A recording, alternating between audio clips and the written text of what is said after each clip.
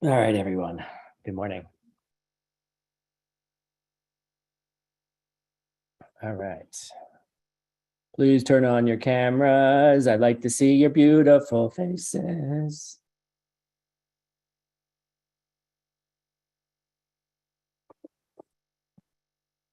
There you go. Look at all those beautiful faces. Yay.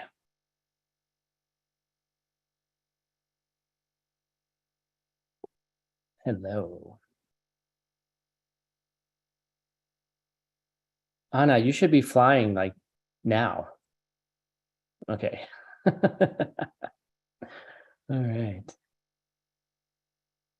Okay. Good morning. Good afternoon. Give me your worst. Give me your best. And I'm glad Olga is translating because she always asks hard questions.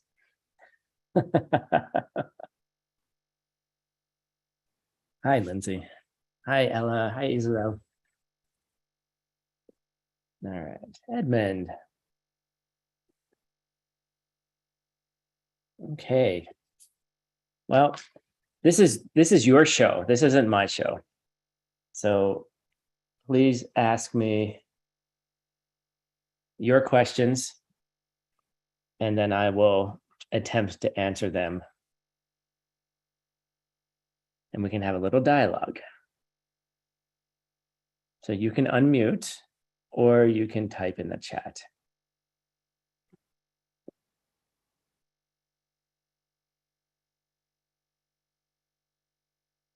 All right, here we go. All right, I'm going to call on Oct11 just to get it started. I know you have a question. Once you get one question going, everyone will start asking. So, Anna, ask me a question. Thank you. I have a question. I don't know how useful it is for others, or maybe it is. I am very interested to understand how in my country, in Romania, we could plant as a group to create a powerful translation team, secondary translation team. And you already know that, yeah, but also I think it's useful for the other languages. So I would like a set of advices on how to grow our team. And also Vanessa had her hand up, so that would be the next question. Okay, cool. Thank you. I think that's a good place to start, right? I think it's a good place for us, like, because we're all here in this class, these classes, in some way, because we understand the value of the words in the books, right? Right. And we have, I was thinking about it this morning. I've been having some ALL, Asian Legacy Library is having a summit this week. Like all the main staff is here in Sedona, and they're having kind of a retreat style event where they're just, talking about strategy, where they're going, what's important, what's not important. And they've invited all of us, all the worldview groups in to talk about their organizations and what they're doing. And today I was there yesterday for about 2 hours, and then today I give a presentation on ACI, right? And I was thinking about, like, well, what's the most important thing, right? What's the most important thing in the ALL database? What's the most important thing about what we're doing, right? Like, we're saving words, we're saving texts, we're inputting them, right? And quite honestly, from what I know, there's no other group in the world that's doing this like this at all, right? In the Buddhist tradition, or even in other spiritual traditions or wisdom traditions, the kind of archiving, and accessibility and study, right? And then on top of it is how are we modernizing it? Not in sense of like changing the ideas, but how are we making it relevant to our day-to-day life, right? You know, something that sticks around for that long probably has something interesting in it. And it's not just interesting for nerds, right? Or like 3 historians who work in a university that no one reads their books, right? Except themselves, right? And those are all valuable things, right? But you know, I think the answer to your question is to plant the seeds is to understand what you believe the value is, right? Like what is the value in those texts? What is the value in struggling, you know, for 2 weeks in these classes, or if you are translating like for weeks and weeks afterwards, or having a group of people like Edmund and Ella and Roxana and calling you and being like, I want to learn your text. You know, I want to help you with your text, right? And now I'm like, damn, I have to teach it. And I'm shit. Now it's not just Tim in his room, like translating, right?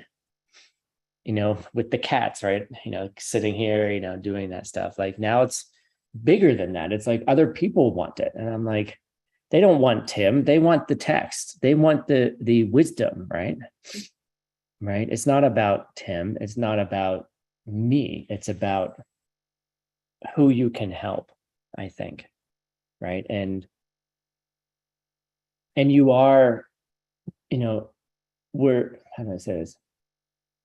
Yes, it goes through you, right? You know, but your work is it's for other people, right? So I think if you have that motivation, like, you know, when someone asks you to teach them, right, it's kind of hard to say no. You know, it's really kind of hard, right? Because then you realize that it's not, you know, you could take it as, you know, the Nagel, right? We were talking in the last class. Like you could get prideful about it. Like, oh, I'm so awesome. Like, oh, how great am I, right? Such a good speaker. People like me, right? And I hope you like me, right? But that's not the point, right? I think the point is in, you know, how will this help people? And when we are thinking about ALL and what we're doing, we have to think in generations, right? You know, this is what John Brady is doing. This is what Geshe is doing right now. You know, like it's sad to think, and I don't want to think, you know, they're both 70 or close, or, you know, they're older, right? And they look older, they seem older, right? And there have to be generations. There has to be generation, right? So the work you're doing now is not for you. I mean, come on, 50 years for the perfection of wisdom translation.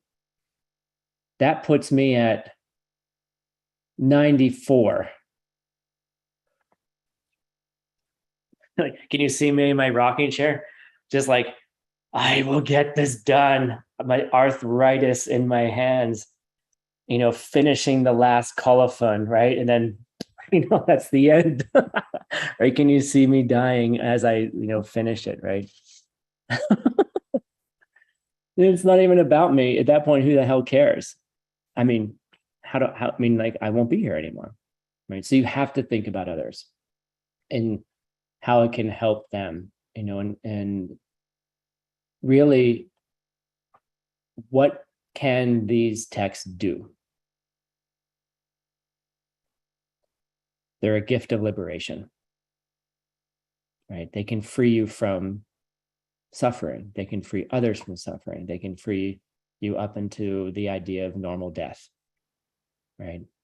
And if you hold that in mind, when you're doing anything, it'll just create a team of 6 people that come to you that say, Tim, I want to help you. So now 50 years probably becomes 20 years because of the seeds, right? You see, those 6 people, sure, Svetlana, just send me an email. Those 6 people want to help. So guess what? they're going to help. And now it's going to be 20 years because the seeds, I'm trying to plant seeds to shorten time, right? Or expand time, excuse me, something like that, right? Do more and less, which is one of my specialties. So that's a very good question. All right. Let's see here. Next question. Who did you say had a question, Anna? Vanessa had her hand up, and also Roxana posted something in the chat. Vanessa, do you want to ask your questions? Where are you? There you are. Yeah, go ahead, Vanessa. Ask your question.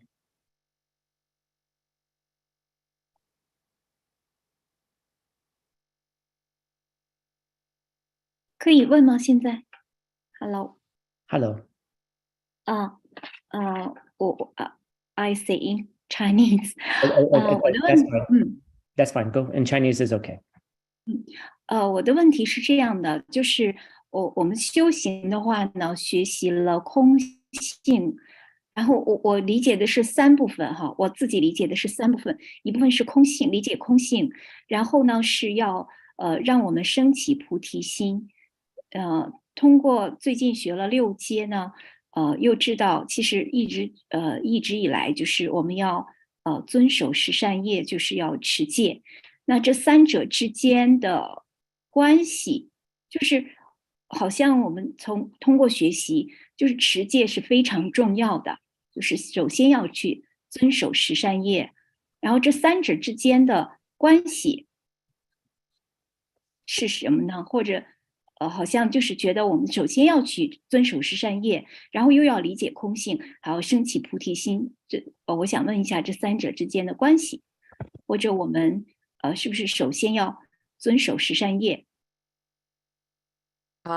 我的问题但是没有问得很清楚谢谢。All right, so her question is in Chinese, and I'm going to translate that briefly. So her question is, because of spiritual practice, we know that we have to understand the emptiness, right? And then we learn we have to develop the bodhicitta, the wish. And recently, because we learned that this at level 6, we know that we have to keep morality. So I wanted to ask, what's the relationship between these 3, which is keep morality, because we know that's very important, and also the bodhicitta, the wish, and understanding the emptiness. So what's the relationship between those 3?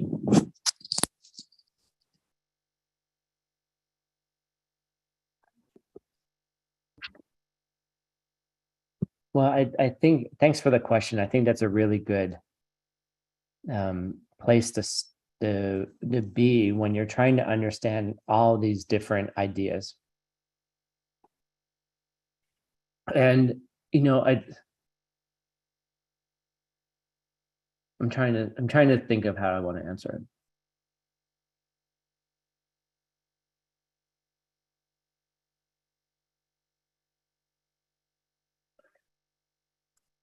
So they actually kind of, I would say that they are,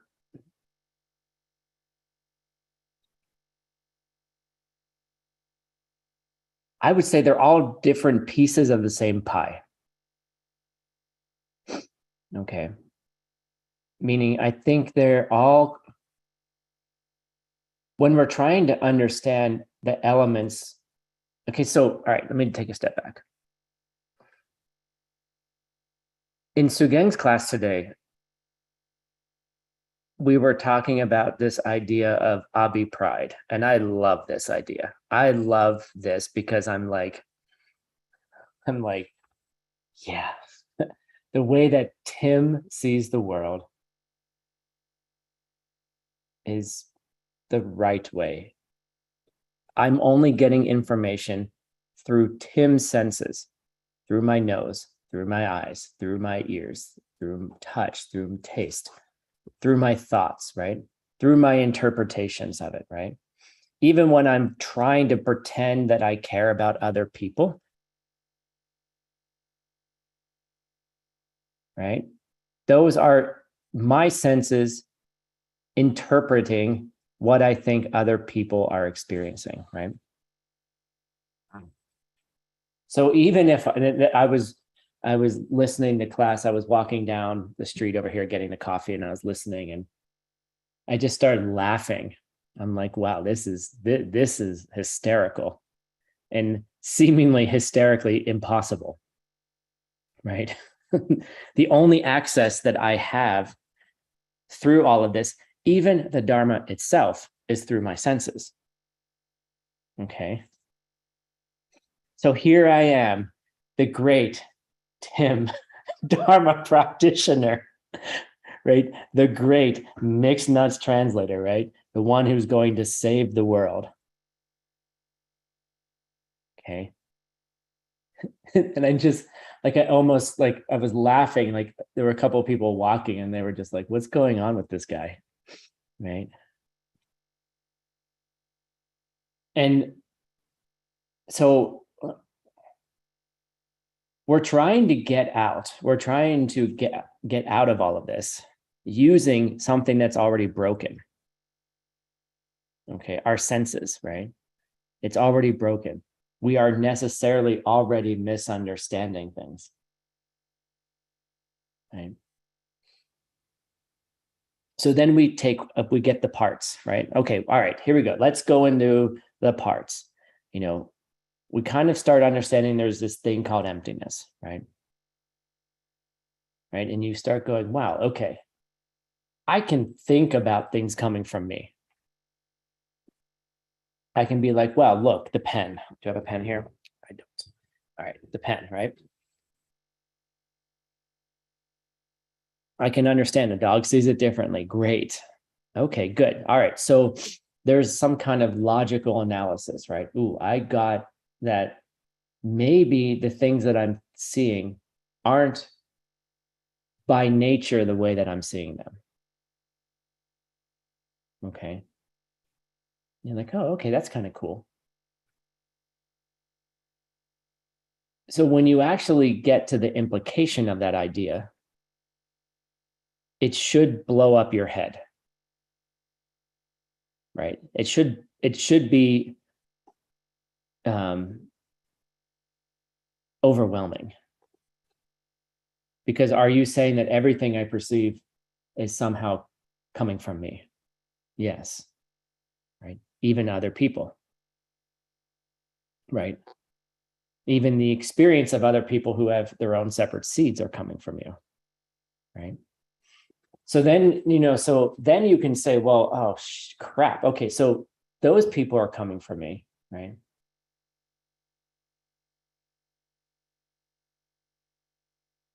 Well, then I have to take care of them because they are a part of me and my world, right? They're part of, there's something about them that's like the pen. And if therefore it's coming from me, it's my responsibility. I don't want to say my fault. It sounds so guilty, right? Right.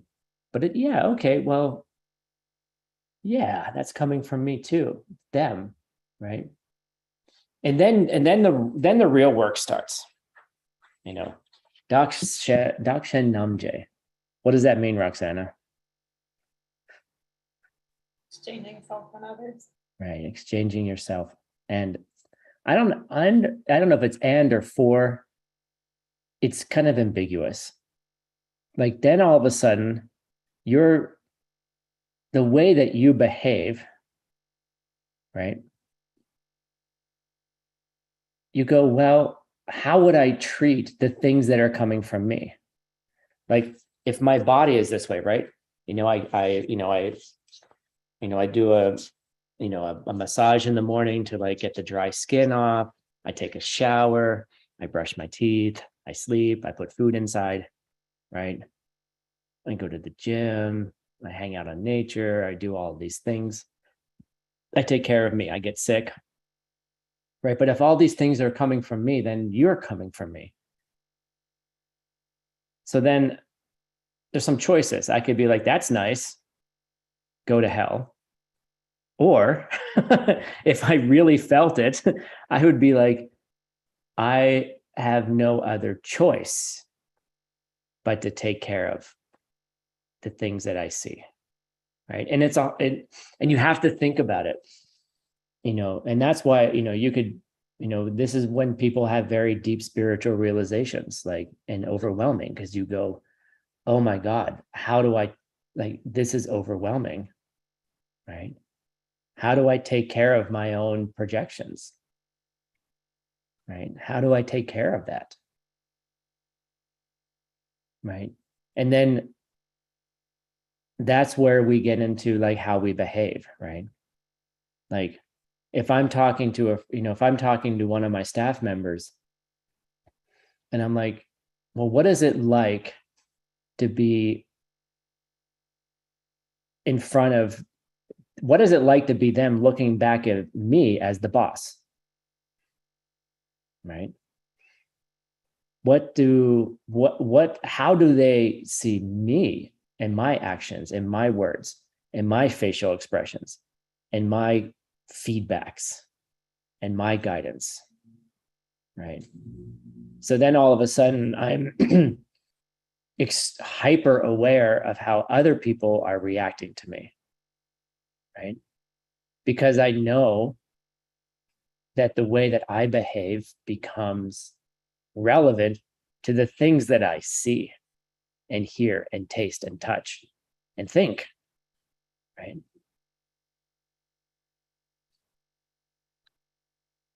So that in a way, and then the thing is, if we had more time, you could start from the compassion side and do the same argument, or you could start from the ethical side and do the same thing and recognize that all three of them are just parts of the same pie together, right? So that would be, I would suggest that be your homework, is to think about, what if you're not an emptiness person originally? What if you started with compassion first, right? Like, what if you just like popped into this world and you were already doing Dakshin Namje, right? Automatically, right? Right. Someone, instead of showing you a pen, they were just like, yeah, you know what? From the time that you were born, you were just trained to think about how other people saw you, and you behaved accordingly, right? Or something like that. Right. Or in some cases, maybe people pop into this world and the first thing they're taught are an ethical way of life, like the 10 Commandments, right? A lot of people maybe went to Christian church and they were taught that first, right? And I would invite you to think about, well, if you popped in the world and were taught one of those things first, how you could get to all three. And in fact, I would suggest that you do. They all support each other. They all plant seeds for each other. You start with compassion, you will get to emptiness. You start with an ethical way of life, you will get to compassion and emptiness. You start with emptiness, you will get to compassion and an ethical way of life. They're all paths go to the same goal. Are they one or many? Good question. Very good question. All right. So we have a question here from Roxana. And would you like to ask it out loud, please? Sure. I was wondering, why do emotions, not necessarily just mental afflictions, but both negative and positive emotions, have such a powerful effect on the prana in our body? Or what is the connection between the two? Because there seems to be one. So could you define for us what you mean by prana, in case people don't know? The chi, the energy in your body. Not sure how to define it better than that. Okay. I think that's a really good question. So why do we do yoga? Like why does Mixed Nuts have 2 yoga classes? Annoyingly so.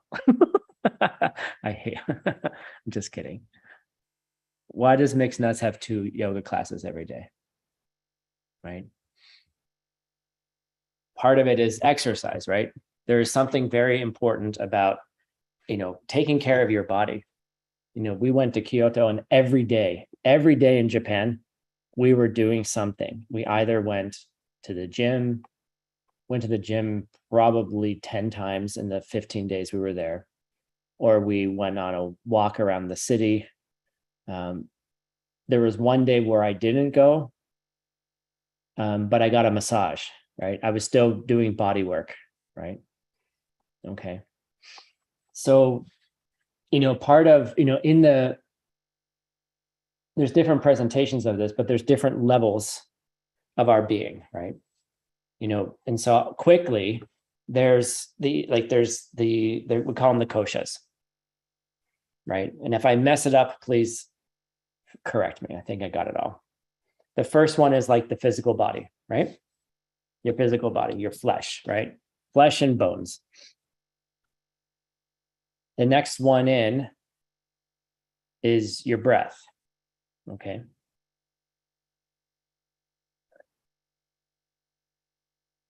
The next one in is this thing we call prana, right? And what we mean by this, like physical breath is the second one. The third one is, we call it a subtle energy that runs through the subtle body. So it's like a subtle body, okay?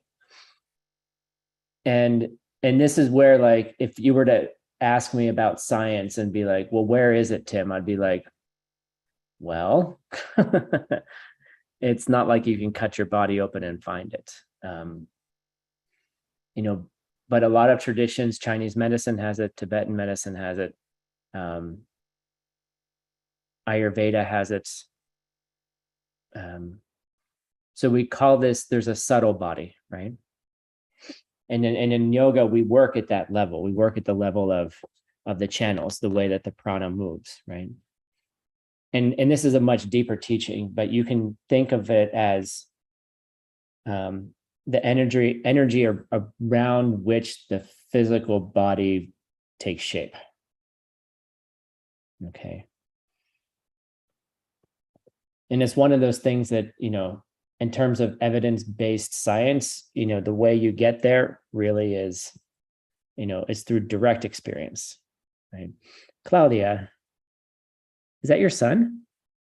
Yeah, hi. I've never met him before. Hi, or her. Oh, so cute. So there's this, energy in the body, and the theory of yoga is that we're trying to get in touch with it, and we're trying to understand the way in which it can serve us and the ways in which it hurts us. Okay. So when the body forms around that, if you've ever heard the word chakras, right? If you come to Sedona, you can go get a chakra clearing. Okay. Open your chakras, open your root chakra, and like feel the divine connection with anyway, you could do that, right? But that's not what it is. Okay. There's these areas in the body around which the flow of the prana kind of gets wrapped up, and around that wrapping up forms the physical body. Okay. And that wrapping up also then creates sort of like, if you ever took a hose and wrapped it up and then the water started shooting out of it, right? Those is what we would call like the various channels in the rest of the body, the way in which the prana goes to the rest of the body through this kind of like twisting up that happens. Okay. What's really cool is that they say that the heart chakra is 3 twistings. Okay. And interestingly enough, when the heart is formed in a fetus, it's originally a flat structure. Okay. And then the heart, actually, the human heart folds on itself 3 times to form the 4 chambers. So there may be a connection, right? So anyway, so there's another, so this is what's happening in the body. This is the reason we have bodies, and it's also the reason why the body dies. Okay. Right. It's the source, it's one of the main sources of our suffering, right? Our karma ripens in such a way to create this body, and then this body begins and ends. All right. So then there's another concept. We call it Luksem Jukpa Chikpa. Sorry. Tibetan's early. It means the prana and the thoughts in your body ride together. They move together. All right. Thank you, pure gold. Luksem Jukpa Chikpa. Thank you. Jukpa, it's Jukpa, not Jikpa, it's Jukpa. There we go. She was just testing me. So they move together. Okay. So let's go a little deeper into that. All right. Where do your thoughts happen in your body? Well, normally we think they happen in our head, in our brains, right? There's sometimes like a somatic experience that the thought is happening in the brain, right? But if we think of thoughts, emotional states are kind of thoughts or mental functions as well. Like when you have a kind of thought or a kind of emotion, does it only live inside your brain?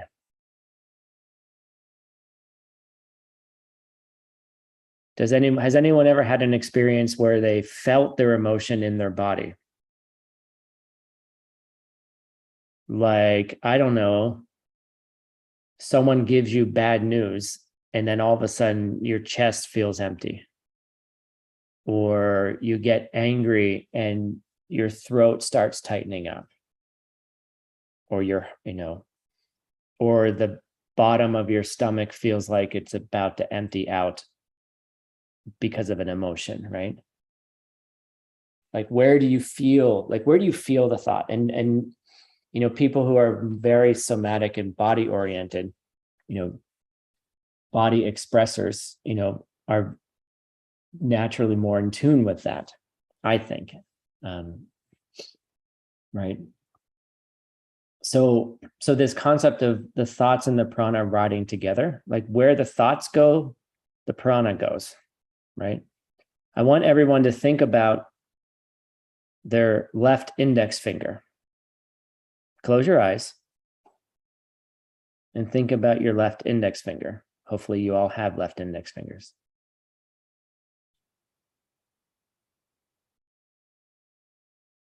Now that you're thinking about it, feel your finger.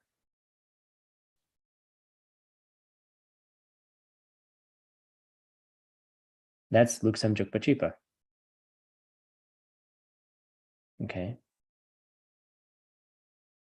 You're feeling your finger. Your prana is in your finger, and you're aware of your finger, and you're thinking about your finger. Okay. That should be the answer to your question. I'll say a little bit more. So once we become more aware of the movement of that in our body, right, through yoga or through dance or through any kind of somatic practice, right, then you start becoming aware of how your prana moves, which also influences how you think, right?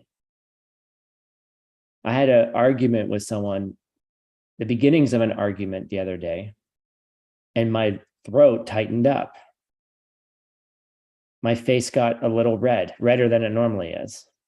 Okay. Right. And then all of a sudden, then my thoughts are like, I'm right and you're wrong and you're annoying me and you're not paying attention, blah, blah, blah, blah, blah, blah, blah, blah. Okay. Now my thoughts are all about how this person's a stupid idiot. Okay. Which came first, the thought or the prana? Okay, don't get me into a Nagarjuna question. All right, you have to think about it. But when you get, the more aware you get of your thoughts, then you can start noticing where you feel your thought in your body. Okay. Then you can start becoming aware of afflictions or positive emotions, which also are afflictions if you don't understand them, understand their nature. You can notice, you can almost feel, it's possible to feel an emotion before you actually experience it. That's a weird statement to say. You can feel the rumblings of your experience about to ripen before it ripens. That's the power of meditation, right? Stage 4 or 5, I can't remember off the top of my head. So I think it's around 4 into 5 of the 9 stages. It talks about, 5 or 6, somewhere around there. It's like there's ice on the water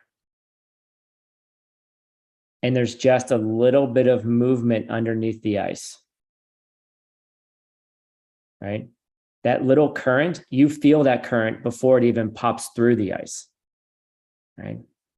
And as your meditation gets more and more stable, the ice gets thicker and thicker, and those little rumblings just get, you're like, nope, nope, nope, nope, nope, nope, nope. Like that's getting you close to shamatha, right?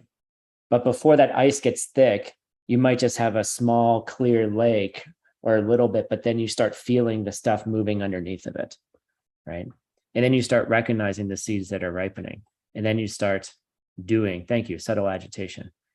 Then you start having the capacity to do something about it. Once you're angry, it is too effing late.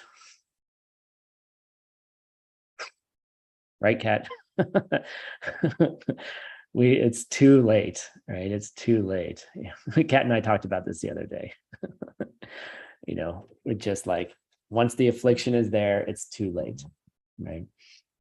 But can you feel it beforehand? And the more you feel it, the more you're able to then start planting different seeds, because then you can be like, nope, doing something different. Nope, I'm not going to get angry with you. I'm ending this Zoom call. Goodbye, right? Right? I'm going to walk away from this, or I'm going to be like, or maybe a more mature response would be, I'm beginning to experience some anger right now. Can we pause? Right? If you want to build relationship, hey, I'm having an experience right now. It's a little uncomfortable. Let's take a pause, right? Something like that. Okay, so now I'm going to go into the second question. All right. What does this have to do with, what else can you do with this, right?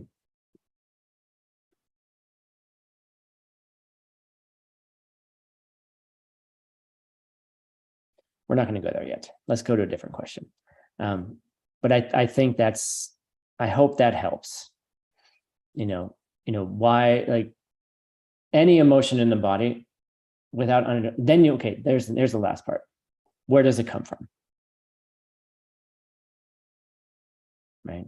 Where does it come from? Right?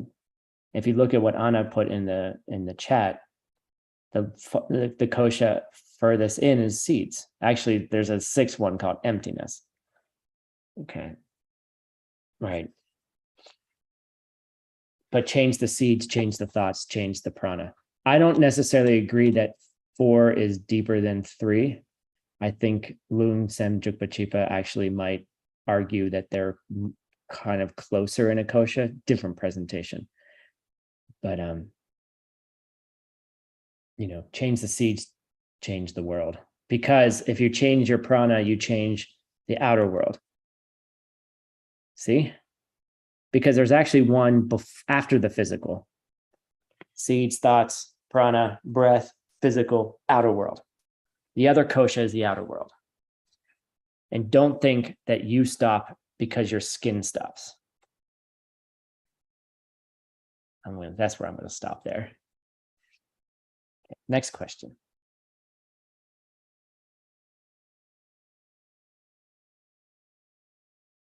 Let's see, what do you guys have here?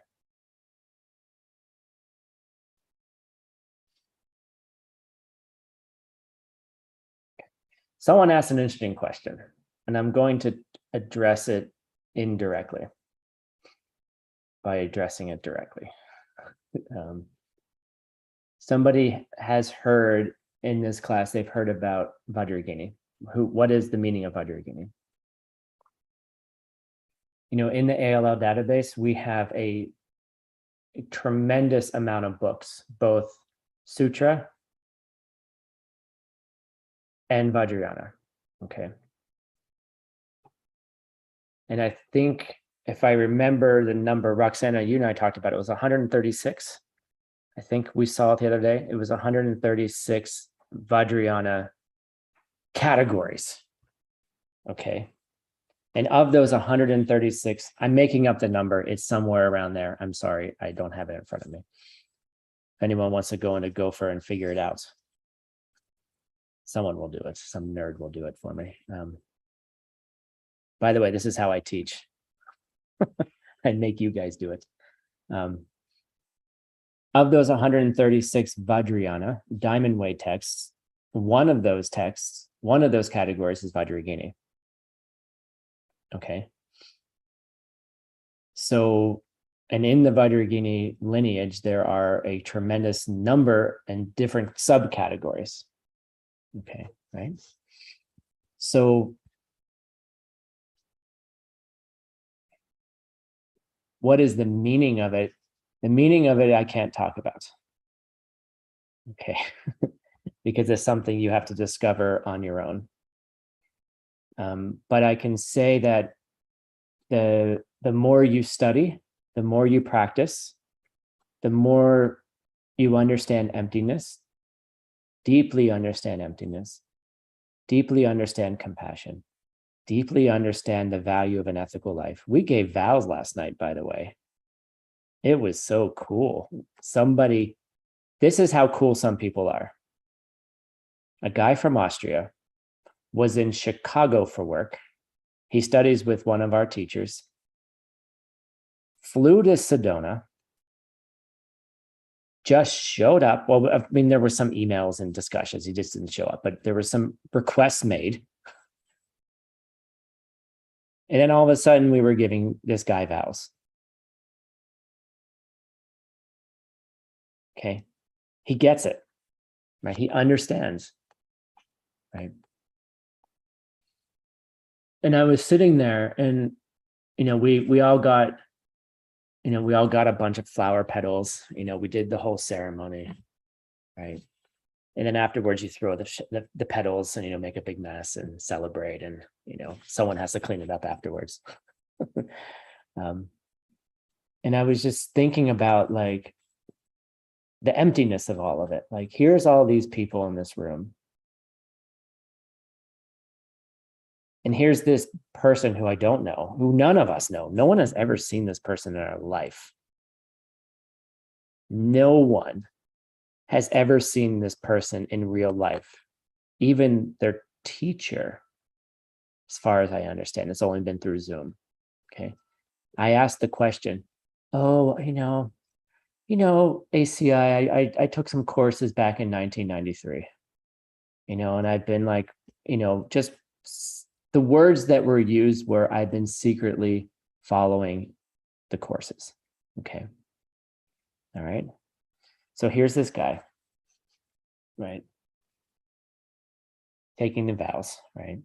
We're sitting there and this is going on. And I'm just thinking, wow, this person flew all the way across the world, essentially, to take 5 vows. No killing, no stealing, no sexual misconduct, no lying, and no intoxicants. Across the world. because he knows, he believes, he feels, he senses the importance and the weight of that, right? So I was sitting there and I was thinking, and Geshe-la asked us, at the end of the ceremony, like in the Abhidharma, it talks about when you get a vow, you kind of get a halo, like an invisible halo around you that basically says, they kind of form, and like you have those vows until the day you die, right? And he said, I want all of you to help him form that halo around him, right? I'm like, oh, that's cool. Like the thing that doesn't exist once you get out of Abhidharma, right? Right? He's asking us to do. And I'm like, that's weird. Like, what is Geshe-la doing? Right? And I'm like, okay, I'll help. Right? And I started thinking about this individual's commitment to the vows. Right? And then I started thinking about, okay, well, the vows have emptiness, right? Now, if you're ever wondering what Tim's thinking, usually this is what he's thinking. Okay. Like when he's sitting there not saying anything. Thinking, well, the vows are empty. Like, what does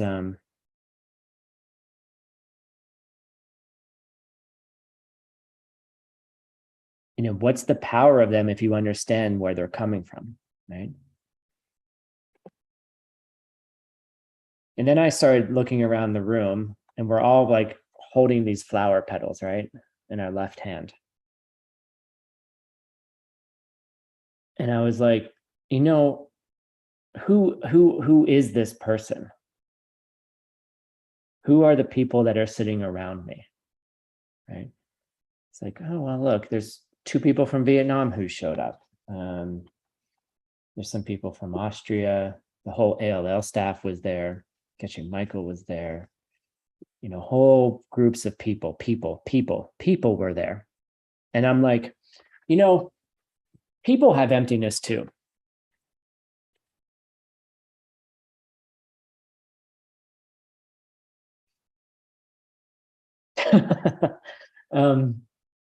So then I'm like, all right, so people have emptiness too. Great. So are they people from their own side? I'm like, that's an interesting question. So I'm sitting there a little bit longer, and then I'm thinking, well,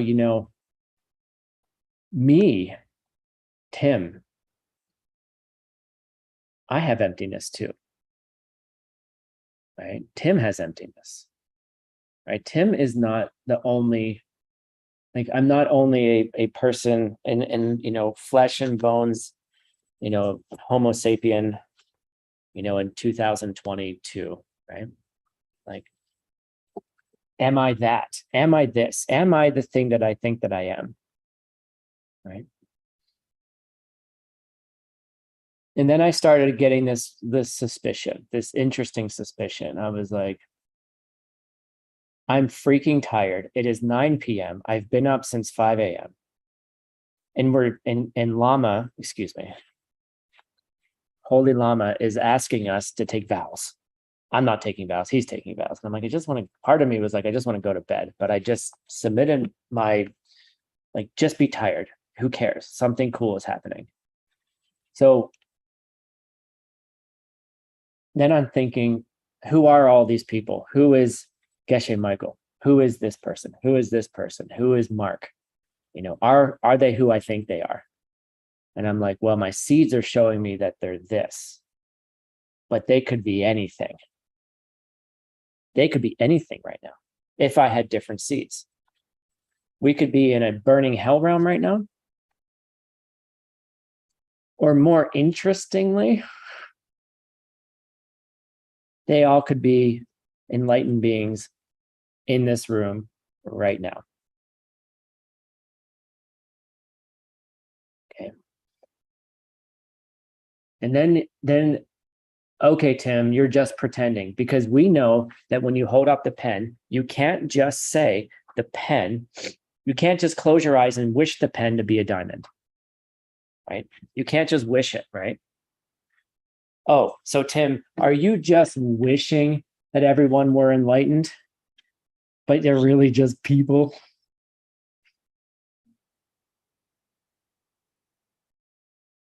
You have to think about it. Secondly, what about you?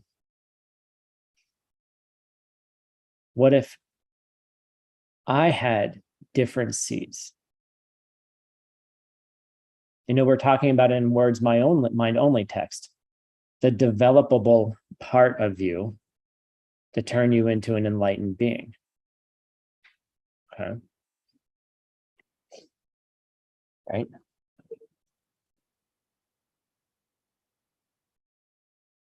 What if I could change my seeds? Right? What if I could change my seeds? And what if I could change them very quickly? Because I'm tired of this. I'm tired of waking up every morning and reading about people dying because some country is dropping bombs on them. I'm tired of this. It pains me. You know, I'm like, I don't even want to look. Right? You know, I'm tired of being angry at people. I'm tired of getting mad and all these things, this Abi pride that I have, right? This Nagyo, this wrong Nagyo. Now, what if I could change those seeds? And then what if I started acting as though I already had those seeds?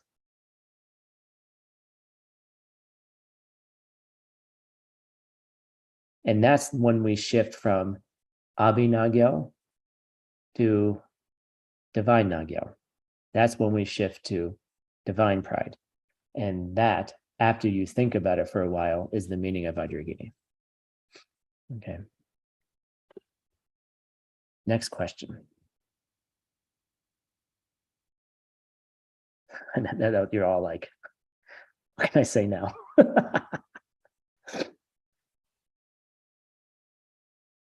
All right. Next question.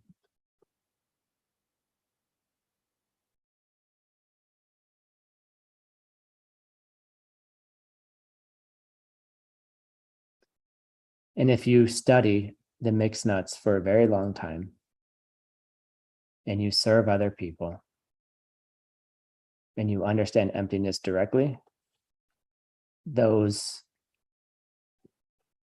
stuff just happens. You don't have to try. You don't have to try. And it's not religious and it's not limiting. It is understanding karma and emptiness.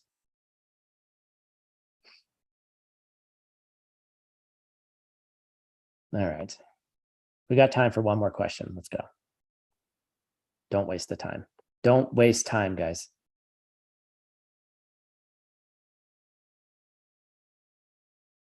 Come on. Kat, that's interesting. You asked a question. Okay, okay, we have a question from Leia. Leia, like Princess Leia? That's nice.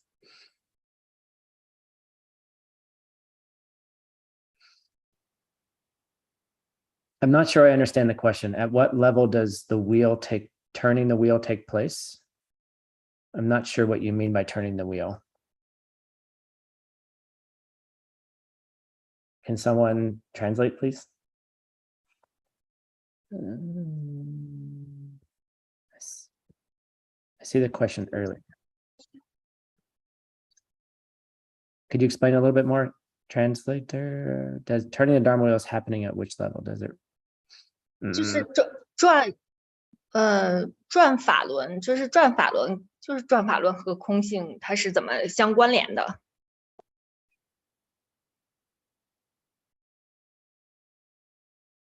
是。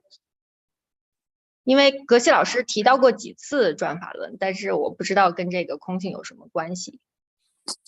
Well, actually, she wants to ask because Geshe-la mentioned a lot of turning the Dharma, or he mentioned about teaching, right?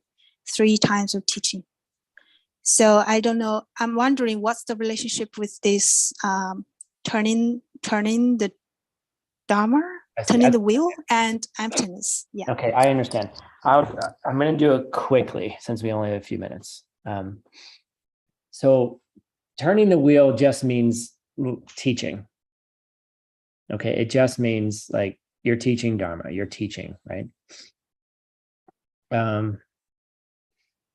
So when you're a teacher, when you're teaching the pen to anybody, you have to understand that not everybody understands emptiness as well as you do. Abhi-pride. Got it? Just kidding. I understand emptiness better, whatever. So you have, as a teacher, you have to evaluate the person that you're talking to and their capacity to understand or accept any discussion or any argument that you give about emptiness.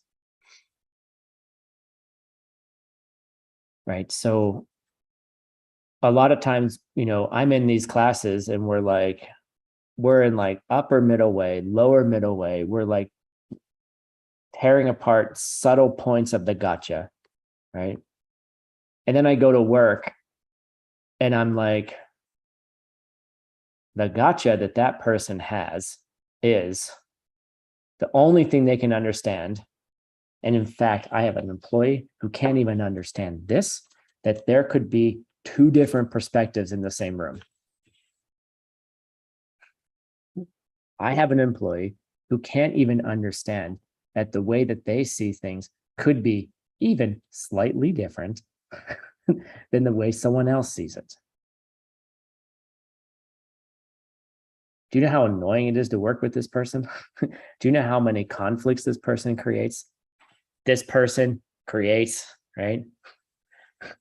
So like the only thing that I can teach this person is, well, there might be something else going on. The story you created is quite elaborate and mainly has nothing to do with reality as well, which is the nature of all stories in our mind, right? So here's Vajrayogini telling me that I still have stories in my head. Get it? So who's teaching emptiness to whom? So when you're sharing ideas of emptiness, you have to evaluate what the person is able to hear and accept. Because if I start talking about something like that, they're not going to listen to me, or they might get upset with me, or all these different things, and they won't grow, right? They won't, it's not possible for them to hear it, right? So Supa, patience, just keep trying, right? And that's why the Buddha taught different turnings for different levels of students, right? And you need to learn all of them, and you need to learn the value of all of them, because they make you a better teacher. So the value of the learning the turnings of the wheel is really about how you are going to help other people, right? That's why we do all of this. We get into these small details of how the gotcha is how could something appear? You have to understand how something could be self-existent in order to understand how it's not. And this is what we were talking about in Nick's text last night. If you understand how things appear wrongly, then all the rest is easy. But you have to first understand how it's wrong. That's the hard part. Abhi-pride. I like this. I'm going to start wearing a little t-shirt. We should make a t-shirt and sell it. I have more Abhi-pride. My Abhi is higher than yours. My pride is I have less Abhi-pride than you. That's even more that's even Abhier than anything else. My pride is less Abhi than yours. How insulting is that? Right. I see that I'm more right than you. You know, got to think about it. And lastly, you got to just enjoy the idiocy and lunacy of your own mind. Just freaking enjoy it. Okay, walk down the street, listen to mixed nuts, laugh out loud at your own lunacy, right? And then everyone kind of looks at you and you're like, yeah, I know I'm crazy. And you think I'm crazy because I know that I'm crazy. And that's the first step. That's the first step, and just enjoy it and be grounded. Be grounded in your world, right? Don't float off into nothingness, right? Like, your world is still important. These ideas don't take you away from the world, they help you engage it better. Right? That's the compassion side. Don't get so lost in emptiness that you forget about other people. Cool. Yeah, Kat, something weird happened today, right? Something weird happened today. Right. So cool. Thank you all for asking such cool questions. Keep asking. Make the questions hard. Push the teachers. Push them, right? Yeah, so cheap plug, because I have your attention. Medicine Buddha retreat is starting in 3 or 4 days. All right. If you're able to come and you're in a place that allows you to come, and I'm sorry that not all places we can be open to all places, but if you're in a place that you're allowed to, please come, right? So that's starting on Friday. And I'm sorry if you're not able to, but that's our seeds, and I'm working on those seeds, you know. Cool. I hope you all have a great afternoon or morning or whatever time of day it is. Do your yoga and have some fun. So I'll see you guys later. And thank you, translators. I know I talk too fast sometimes, but the prana moves and I can't stop it. All right. Thank you.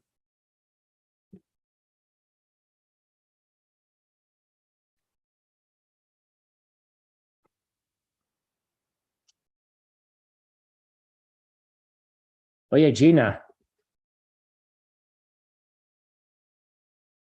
Sí, Oh, did you get?